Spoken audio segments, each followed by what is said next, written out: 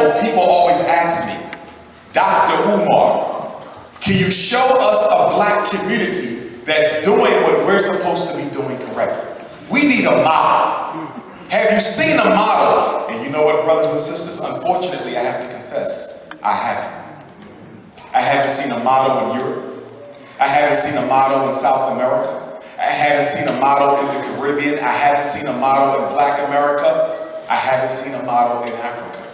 Nowhere I go on earth, nowhere you go, will you find a black community that owns exclusively 4 institutions at the same time in the same place. And those 4 institutions are the bank to finance black infrastructure, independent schools to properly educate the next generation of African children, a grocery store so we can eat well and eat to live, and the 4th major institution of any community is a hospital to protect life. Even though we are $1 trillion people in America, even with all our athletes and entertainers, all our PhDs and EDDs and PsyDs and JDs, you can't name a city in America, a black community in America, where we own those 4 institutions at the same time and in the same place. And one of the reasons why you cannot find it is because even though we're 398 years into our sojourn in America under the British colonies, because we were here longer than that, we know that. But counting from 1619 when the British started enslaving Africans in the 13 colonies, we're 398 years in. You know what that means, family? That means August the 21st of 2019, 2 more summers. August the 21st of 2019, we will be celebrating 400 years of being in the United States of America as an arrested people. And after 400 years of dealing with white supremacy, we still understand it the least. How can the people who've been victimized the most understand it the least? So let's talk about white supremacy. And we have to talk about white supremacy because a lot of us still are looking for good white people to rescue. Are y'all following me? Are you following me, Queen Mother? No matter where I go, there's a Negro defending white folks without a law degree. So I want to make it real clear right here and now what white supremacy is. I'm going to give you the 3 basic laws. I promise you until the day you die, these laws will never be violated.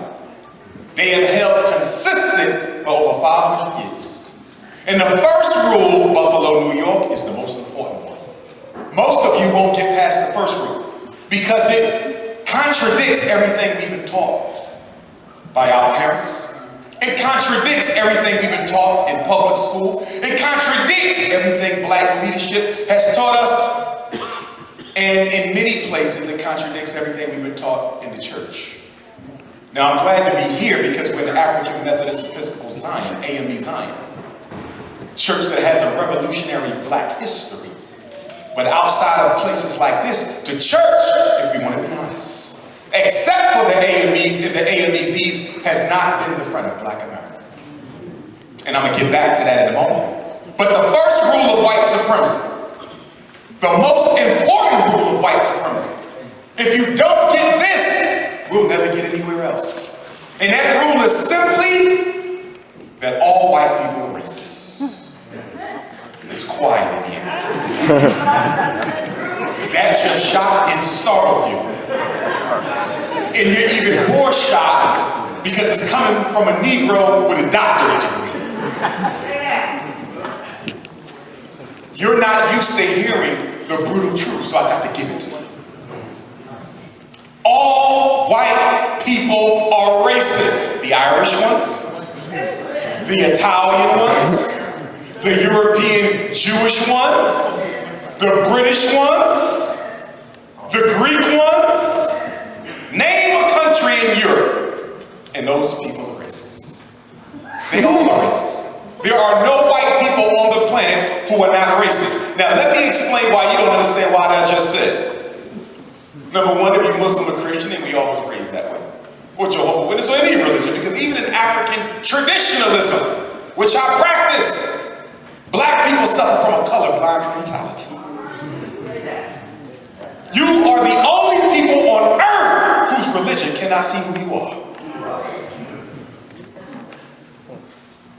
Have you noticed in our community, we got to go one place to talk about black problems and go somewhere else to pray? You got to go one place to talk about police genocide, and then you got to go somewhere else to pray. Because in the average church, not AMEZ, but in many of these churches we have in America, political conversation is not allowed. You can't talk about police genocide. You can't talk about the homosexualization of black boys. You can't talk about mass incarceration. You can't talk about the betrayal of President Barack Obama. You can't talk about it. God is totally separate from your life. Now that's interesting, since God created life. But not only that, that also brings up a contradiction in religion. Oh, when I say church, I'm not speaking Christianity. I'm speaking everything. Hebrew, Moor, Nawapi, Seventh-day Adventist, Jehovah, I don't care what you're in. The contradiction is, if you hate evil so much, and if you hate the deeds of the devil so intensely, how can you be so comfortable having your congregation living it every day? That's a contradiction. You can't be about heaven, but you're comfortable with me living in hell. It's a contradiction. Now let me explain why some of you are a little, find it difficult to accept the fact that all white people are racist. In addition to your indoctrination from church, school, and society. It's because you equate racism with racial hatred. They're not the same. I'm going to say it again. A white person does not have to hate black people to be a racist. Let me say it one more time. White people don't have to hate you to practice racism against you. Because racism is not about black hatred. Racism is not about black discrimination. Racism is not necessarily wanting every black person to disappear or be killed off. Racism is not about a negative, hostile energy that you have for blacks. Racism ain't about emotions. Racism is about two things, Buffalo. Power, privilege, and how to protect it. I'm going to say it again. I'm going to say it again. I'm going to say it again. It's about power, privilege, and how to protect it. I would argue that some of the greatest racists in history love black people. Bill Clinton was one of the greatest racists in history because he played the saxophone and smoked some weed and had Monica Lewinsky twerking for him in the Oval Office with her nasty looking self. Cut it out. Cut it out. You say he was down with us. He's the first black president. We even went so far that in Arkansas, his hometown, he was officially inducted in the Arkansas Black Hall of Fame. I said Negroes been combed so badly that you have a white man in a Black Hall of Fame. It was black soldiers who liberated the European Jews during the Holocaust, the European Holocaust in Germany.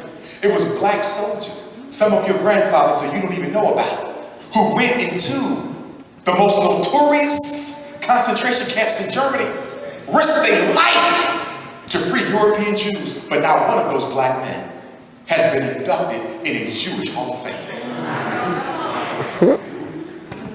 Look at all the black men who fought in all the wars America has ever had. Was the reason they won those wars. And not one of us inducted in a white Hall of Fame, but Negroes. Because of weed, twerkism, and saxophones. We'll put a European in a black Hall of Fame, and what hurts so much is Bill Clinton, a Democrat, more than George Bush and his daddy and Ronald Reagan. But your first black president, Bill Clinton, is responsible more than any Republican ever for the mass incarceration of black men today.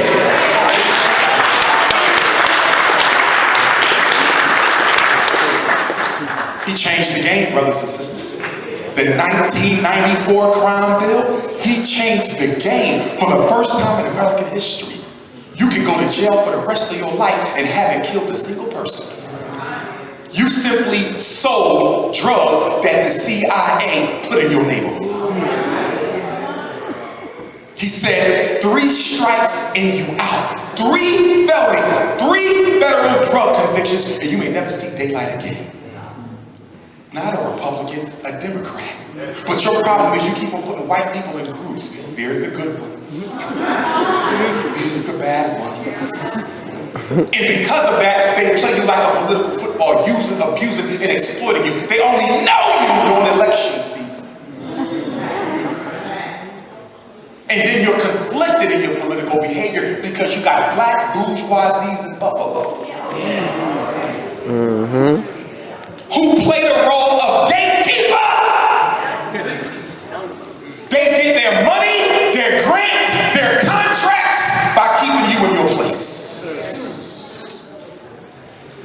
And every city got a black bourgeoisie. You cannot control black people without black people.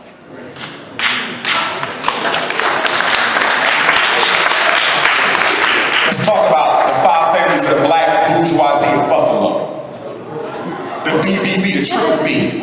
The black bourgeoisie of Buffalo, New York. Family number 1, higher education bourgeoisies. These are your principals, superintendents, school board people.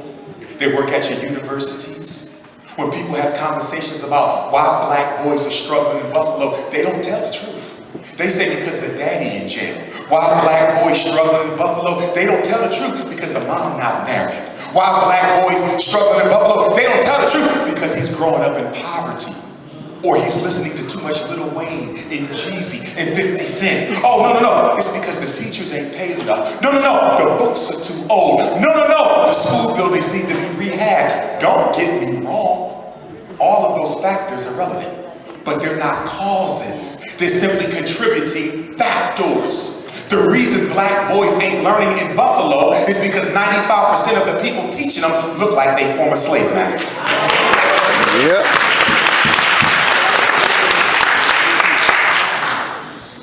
I get frustrated when I hear conversations about the miseducation of black children.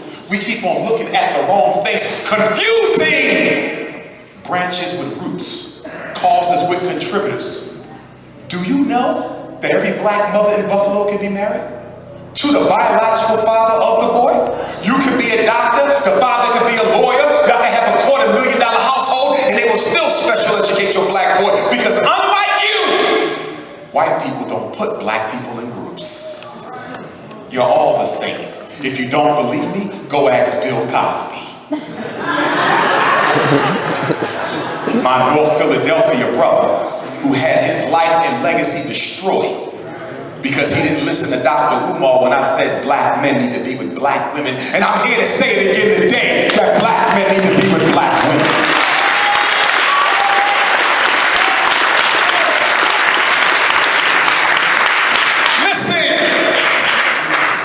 We have visitors here, and that's good. I don't dislike the white woman. I don't. I have nothing against her. She's a woman, a human being. She should be respected. I'm not against interracial marriage because I think the white woman is less than a sister. No. I'm against it because marriage is a business arrangement. And women live longer than men, black or white. And that means when I die, my wife, regardless of her color, is likely to live longer than I do. And if I'm a multi-millionaire, if I'm a billionaire, if I built an estate, a retirement fund, a pension, whatever I got, any type of wealth, when I die, because marriage is a business, my wife receives all of my estate.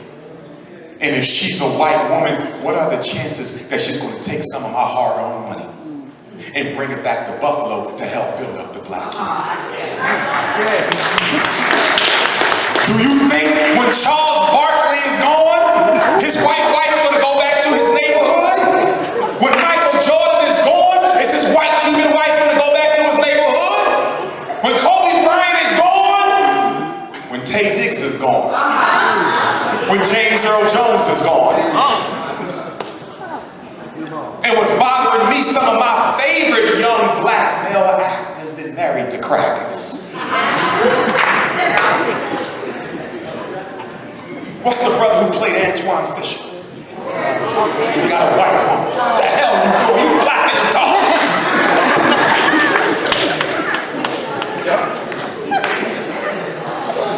The problem with the interracial is you're taking from us who ain't got enough, and you're freely giving to people who done stole too much already. That's why we're against it. Nothing to do with no emotions. Now that's the politics and the economics, but then you also have to deal with the subjective aspects of a relationship. The black woman has a certain swagaliciousness about her. She got a certain balance.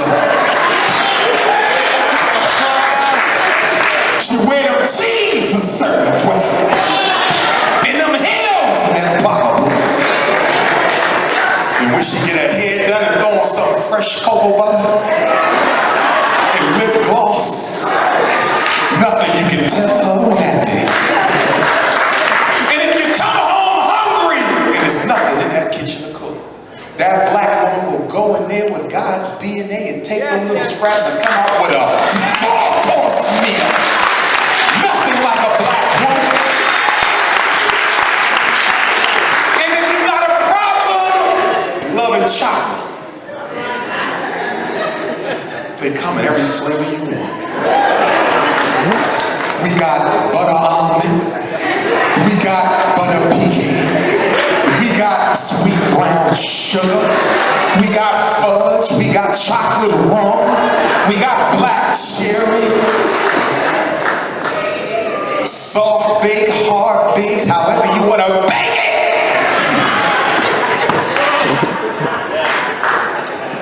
If you got a problem with voluptuous black women, we got the super small petite.